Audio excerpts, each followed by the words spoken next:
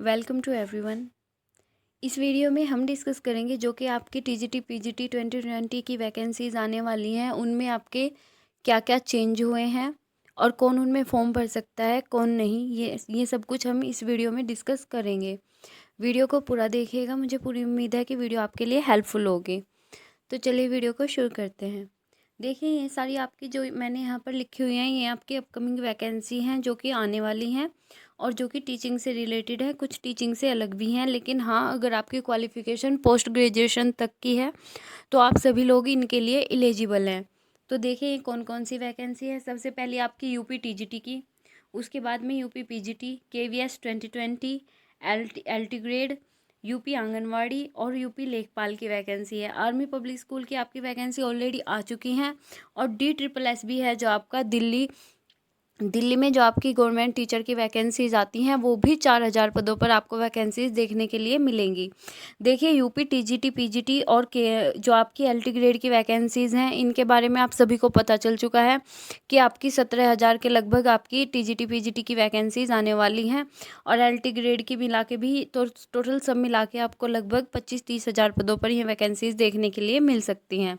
इसके बाद में जो आपकी केवीएस की वैकेंसीज हैं, केवीएस वैकेंसीज आपकी मार्च में आनी थी, लेकिन आप सभी को पता है कि कोविड-19 के कारण ये नहीं आ सकी। ये हर 2 साल में आपकी वैकेंसीज आती हैं, परमानेंट पोस्ट होती हैं, काफ़ी अच्छी बेस्ट पोस्ट होती हैं।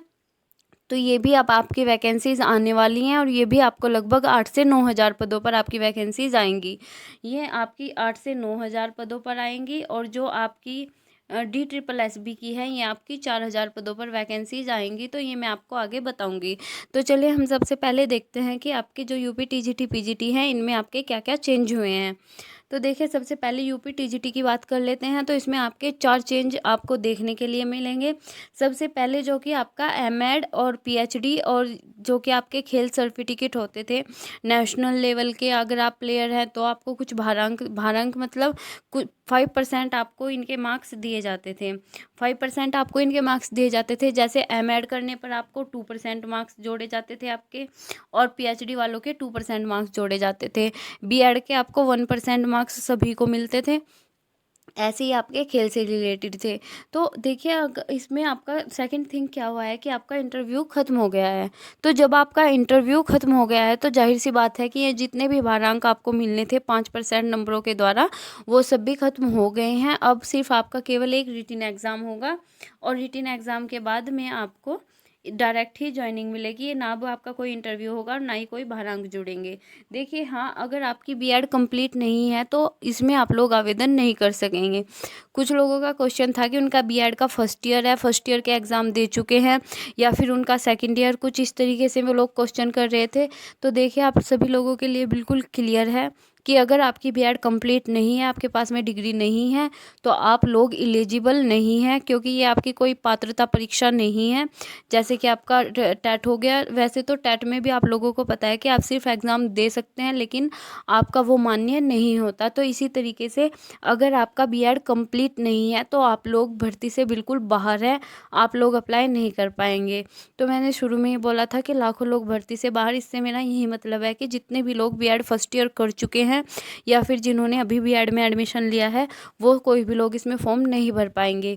देखिए, जो इनकी विज्ञप्ति आती है 2016 की, जो इनकी विज्ञप्ति आई थी, उस उन्होंने इसमें भी ऐसा कोई कुछ मेंशन नहीं किया था कि बीएड वाले या फिर जो अपियरिंग में है वो फॉर्म नहीं भर सकते। लेकिन अब जब उनके इंटरव्यू हुए हैं तो उन्होंने उन लोगों को बिल्कुल बाहर कर दिया है जिनकी की बीएड कंप्लीट नहीं थी, उनका इंटरव्यू उन्होंने नहीं कराया। तो आप इसी बात से समझ सकते हैं कि बीएड आपका कंप्लीट होना ज़रूरी है। चौथा है आपका इसका कि आपका जो एग्ज़ाम है वो यूपीएसएससी कराएगा। देखिए, इस बात को लेकर अभी संशय है। वैसे सुनने में आ रहा है कि जो आपकी पहली भर्तियां हैं, जो कि आपकी हो गई हैं टीजीटी पीजीटी, और ये सब कंप्लीट नहीं हुई है, और आपकी जो आपने सुना होगा कि जो योगी आदित्यनाथ जी हैं, उन्होंने कहा है कि ये भर्ती 6 महीने में कंप्लीट कराए। तो जाहिर सी बात है कि माध्यमिक सेवा शिक्षा चयन आयोग है जो आपका, इनसे तो ये होगा नहीं। तो हो सकता है ये आपका एलटी ग्रेड की तरह, जैसे कि आपका लास्ट ईयर एलटी ग्रेड ने आपका ये एग्ज़ाम कराया था, LT ग्रेड का एग्ज़ाम इन्होंने कराया था। तो ऐसे ही हो सकता है कि आपका TGT PGT का एग्ज़ाम भी इनको दे दिया जाए। और अगर इनको आपका एग्ज़ाम दे दिया गया तो आपको भी पता है कि कितने बड़े बड़े चेंजेस आपको देखने के लिए मिलेंगे। जैसे कि आपको नेगेटिव मार्किंग देखने के लिए मिलेगी, 1/4 की या फिर 1/3 की आपको नेगेटिव मार्किंग देखने के लिए मिलेगी, जैसा कि आपके LT ग्रेड में हुआ था। एग्ज़ाम में देखिए, एग्ज़ाम पैटर्न बिल्कुल पूरी तरह से चेंज होना ही होना है। अब तक आपके सिर्फ 125 आपको क्वेश्चन इसमें देखने के लिए मिलते थे, लेकिन अभी आपका एग्ज़ाम जब सिर्फ इंटरव्यू हटा दिया गया है, बाहर अंक हटा दिए गए हैं, तो डेफिनेटली आपका सिर्फ एक ही एग्ज़ाम होना है। उसी एग्ज़ाम के बेस पे आपको लिखित परीक्षा के आधार पे आपको नौकरी मिलनी है। तो अगर ऐसा होना है तो चेंजेस कितने बड़े होने हैं ये आप सभी लोग समझ सकते हैं। इसके बाद में यानी कि अगर आपके UP TGT के लिए आपको अप्लाई करना है तो आपकी क्वालिफ़िकेशन क्या होनी चाहिए? आपके पास होना चाहिए ग्रेजुएशन प्लस BEd। ये आपका कंप्लीट होना चाहिए। ग्रेजुएशन प्लस BEd आपको इसमें होना चाहिए। अगर आपको TGT का देना है, इसमें आपको टेट या CTET ऐसी किसी चीज़ की कोई ज़रूरत नहीं होगी। इसके बाद में देखिए आपका UP PGT। तो देखिए UP PGT में आपका इतना ज़्यादा चेंज नहीं हुआ है। UP PGT आपका लिखित परीक्षा और आपका इंटरव्यू रखा गया है। इसमें अभी आपका BEd नहीं है। BEd इस बार इसलिए नहीं हो सकता क्योंकि देखिए नई शिक्षा नीति लागू कर दी गई है।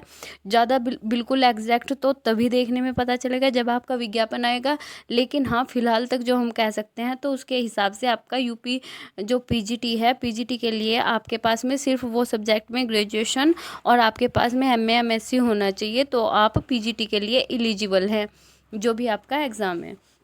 इसके बाद में देखिए जो आपकी KVS 2020 की वैकेंसीज आने वाली हैं, तो इनका नोटिफिकेशन आपको बहुत ही जल्द देखने के लिए मिलेगा। मे बी नवंबर स्टार्टिंग में या फिर नवंबर के सेकंड वीक में आपको इनका नोटिफिकेशन देखने के लिए मिल सकता है। मैंने आपको बताया है कि 8 से 9 हज़ार ये आपके पद हो सकते हैं। और इनका जो एग्ज़ाम है वो आप सभी को पता है कि बहुत ही TGT के लिए इनमें कोई स्पेशल सब्जेक्ट वाला एग्ज़ाम नहीं होता कि हाँ अगर आपका सब्जेक्ट इंग्लिश है तो आपका इंग्लिश का एग्ज़ाम होगा।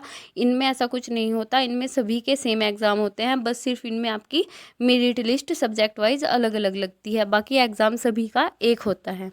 ये जो वैकेंसीज़ हैं ये सभी आप सभी के लिए बहुत इम्पोर्टेंट होनी चाहिए। इनमें आपको बिल्कुल अपना 100% देने की कोशिश करनी चाहिए, क्योंकि नई शिक्षा नीति के हिसाब से जो आपका BEd जो आपकी 2 साल की है वो आपकी 2030 के बाद बिल्कुल बेकार ही समझिए, वो आपकी मान्य नहीं होगी, वो बंद हो जाएगी। ठीक है, 2 साल की जो आपकी BEd है वो फिर आप लोग 2030 के बाद इस तरह की किसी भर्ती में अप्लाई नहीं कर पाएंगे।